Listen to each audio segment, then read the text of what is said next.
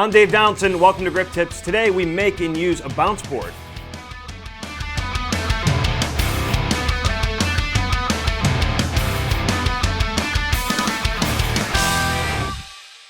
For this tutorial, it's going to cost you about $20 and a little bit of gaff tape. If you don't already have gaff tape, it's going to cost you $45, but that's only because the styrofoam board insulation is going to cost you $20 and the gaff tape is going to cost you $25. Now you can buy this stuff from like Film Tools, but it'll cost you roughly about $400.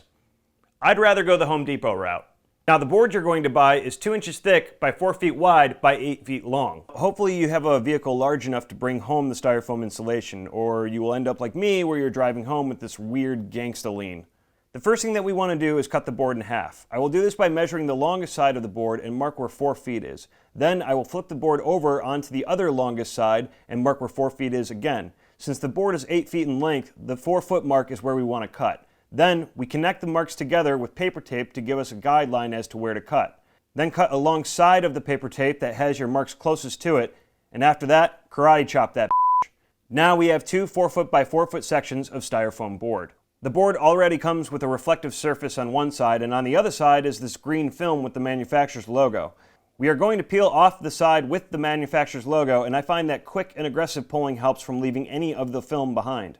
The last thing that we have to do is gaff tape all around the edges of the board. If you don't tape the edges, little beads of styrofoam will constantly be falling off the board anywhere you go, which is just a mess.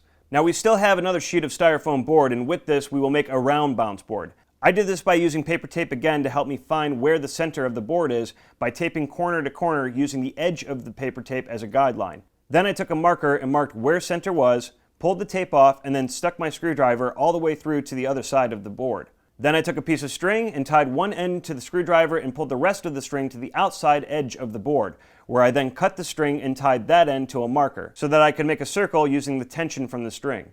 After that, cut the circle out of the board, and it doesn't need to be perfect, just circular. Lastly, we will take gaff tape and tape all the way around the edge, and we're done. The thickness of the bounce board is 2 inches, which makes it perfect for fitting inside of a duckbill clamp tightly, and once inside of the clamp, it's not going anywhere, which means I can now mount this bounce board to a C-stand instead of having a crew member hold it the entire time.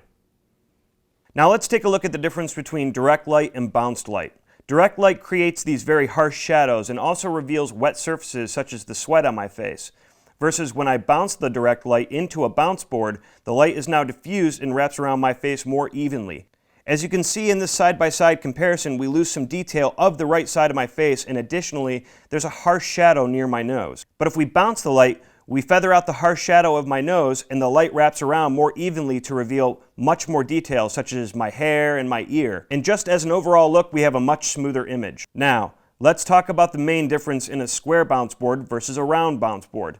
If we look closely to the beads of light inside of my eye, we notice that the reflection is a square-shaped bounce. And a square reflection to me looks kind of unnatural. If we replace the square bounce with the round bounce, we have something that looks more like it should because your eyes are round and therefore light reflected in your eyes should also be round.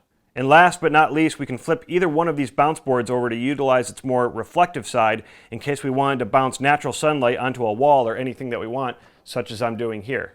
So a very cool DIY project today, getting 2 for the price of 1. If you like today's episode, please let me know in the comment section below, or you can follow me on my Twitter right here. Also, I'm giving away a free Mayfer clamp, and we got a couple weeks left before I hand that out. So if you don't know what I'm talking about, please revert back to the last episode entitled Mayfer clamps to learn more. But make sure to hit that subscribe button, and we'll see you every Friday right here on Grip Tips.